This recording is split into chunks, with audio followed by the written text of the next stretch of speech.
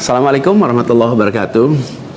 Seperti teman-teman udah tahu juga, semalam itu batas akhir pendaftaran pilkada. Pendaftaran sudah ditutup. Dan di Jakarta ada satu yang dicalonkan oleh 15 partai, lalu ada satu yang dicalonkan oleh satu partai, dan ada lagi satu yang disebut independen. Dan saya tidak termasuk di dalamnya. Jadi dengan begitu maka udah final ya, bahwa saya tidak ikut di dalam kontestasi Pilgub di Jakarta tahun 2024 ini. Dan kemarin juga sebetulnya kita menerima undangan, tawaran untuk ikut dalam kontestasi Pilgub Jawa Barat. Kita apresiasi sekali ajakan ini, panggilan ini, tapi dengan mempertimbangkan berbagai faktor, kami putuskan untuk tidak mengikuti kontestasi di Jawa Barat. Nah, saya ingin sampaikan beberapa poin respon singkat atas situasi yang saat ini sedang terjadi. Pertama, saya ingin sampaikan terima kasih. Terima kasih banyak kepada semuanya yang selama 1,5 tahun ini, hampir 2 tahun, ikut mendukung perjuangan yang luar biasa di jalur Pilpres, Pilgub, sampai dengan titik ini. Gak bisa saya sebut satu persatu, terlalu banyak. Tapi yang jelas, semua yang terlibat adalah pejuang yang luar biasa, yang membuat perjuangan besar ini terasa jadi ringan, terasa jadi bermakna. Dan semoga Allah SWT, Tuhan yang Maha Kuasa, jadikan perjuangan kemarin sebagai catatan amal untuk kita semua. Dan insya Allah kita terus berjuang untuk tujuan yang sama ke depan. Kita selalu bicara tentang kesetaraan, keadilan, kesamaan kesempatan, keinginan untuk Indonesia yang lebih adil, lebih maju, lebih sejahtera buat semuanya. Nah, dalam itu juga, jadi 2 tahun terakhir ini ketika kami keliling, berkampanye, menemukan begitu banyak hikmah, pelajaran yang luar biasa. Saya berkeliling lebih dari 130 kota dan berjumpa dengan begitu banyak yang setiap jabat tangan bukan basa-basi, jabat tangan dengan penuh rasa, sepenuh hati, dan eratnya jabat tangan mencerminkan semangat yang menggelora di dadanya. Ada yang pelukan, ada yang jabat erat, ada yang pegang tangan, dan semua adalah ungkapan keinginan untuk Indonesia lebih baik. Banyak sekali cerita-cerita dalam interaksi itu yang tidak mungkin terlupakan. Apalagi kalau lihat teman-teman muda, Masya Allah, luar biasa. Kiprah anak muda di dalam proses kampanye kemarin itu membuat kita makin optimis. Kenapa makin optimis? Karena kita punya stok anak-anak muda yang mau bekerja melampaui sekedar kepentingan dirinya, pribadinya. Ini kita masih di bulan peringatan kemerdekaan ya. Di bulan kemerdekaan ini kita memperingati perjuangan para pendiri bangsa yang pada waktu itu banyak sekali yang masih muda-muda.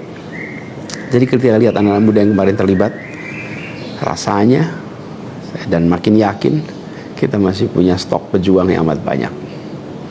Pejuang yang akan membawa Indonesia menjadi lebih adil, lebih baik buat semuanya. Jadi perjalanan ini memberikan optimisme yang sangat besar. Dan rasa optimisme ini makin tumbuh melihat berbagai elemen masyarakat sejak minggu lalu yang turun langsung mengawal keputusan MK dan mendorong tegaknya amanat reformasi yang memang kenyataannya ini, sayangnya ini, banyak dihadapi dengan cara yang represif dan berlebihan. Anak-anak muda cedera, luka di saat mereka datang untuk ikut mengirimkan pesan, kami ingin mengawal konstitusi, kami ingin meluruskan usaha pembengkokan atas konstitusi. Karena itu hadapi juga dengan rasa cinta sebagai saudara sebangsa. Ini sangat disesali dan ini tidak boleh berulang lagi. Tapi bukan anak-anak muda, jangan pernah gentar, jangan pernah mundur.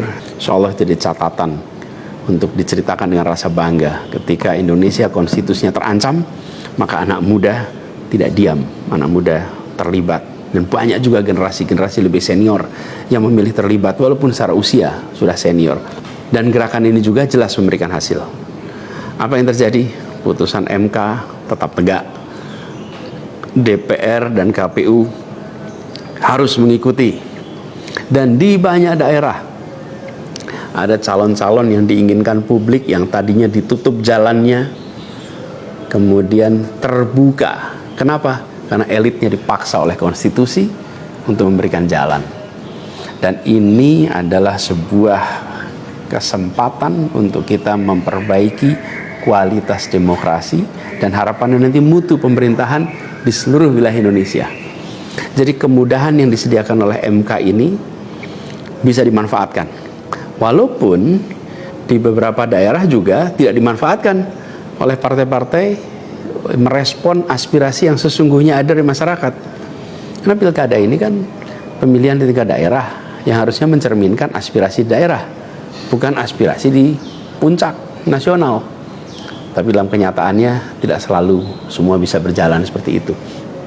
Nah, gerakan masif mengawal putusan MK di berbagai kota ini juga menunjukkan bahwa tidak benar bila rakyat Indonesia disebut sudah apatis, sudah tidak peduli pada kondisi demokrasi. Nope, sama sekali tidak.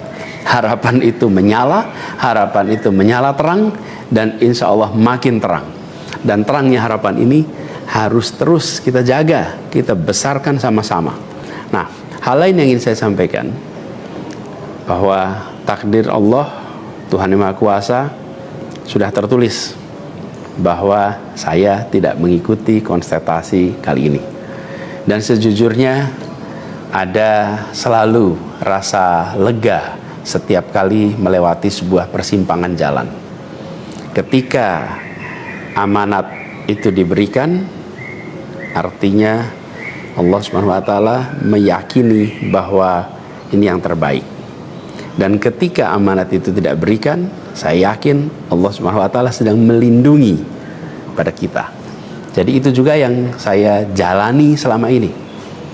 Begitu kita menyaksikan situasinya, hasilnya, maka saya yakin insya Allah ada hikmah-hikmah besar yang akan muncul nanti.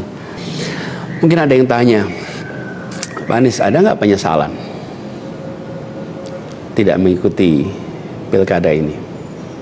Kalau saya ditanya ada penyesalan, tidak ada. Ada penyesalan itu. Apa yang saya sesali? Yang saya sesali adalah aspirasi warga kampung-kampung miskin kota, rakyat miskin kota yang berdatangan ke rumah ini, di tempat sini. Setelah selesai pilpres kemarin, bergantian, berombongan datang bergantian menyampaikan keinginan, aspirasi, Pak tolong kembalikan kondisi yang kemarin kita rasakan. 1,5 tahun ini hilang. Dari mulai usaha untuk perbaikan kampung-kampung kumuh, perbaikan kondisi ekonomi mereka, yang selama itu kami selalu jadikan sebagai fokus perhatian. Dan selama berapa bulan ini saya datang mengelilingi mereka semua, mendatangi mereka semua.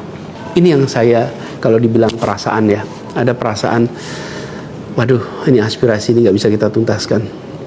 Lihat warga kampung Bayam yang terlantar, berat rasanya.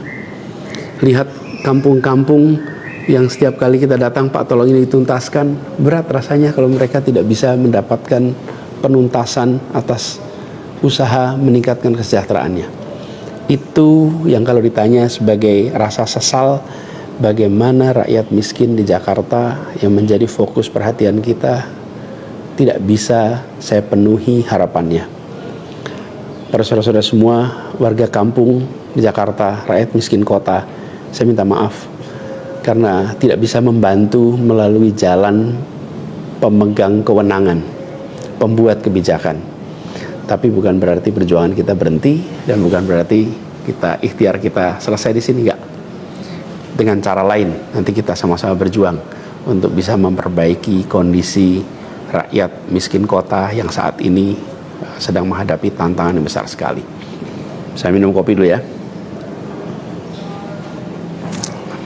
Jadi catatan lain yang saya rasakan ya ketika mengikuti proses ini semua, bahwa terbuka kenyataan bahwa sistem politik kita, demokrasi kita masih amat ringkih, dan kita punya PR untuk mengajak seluruh rakyat memiliki kesadaran yang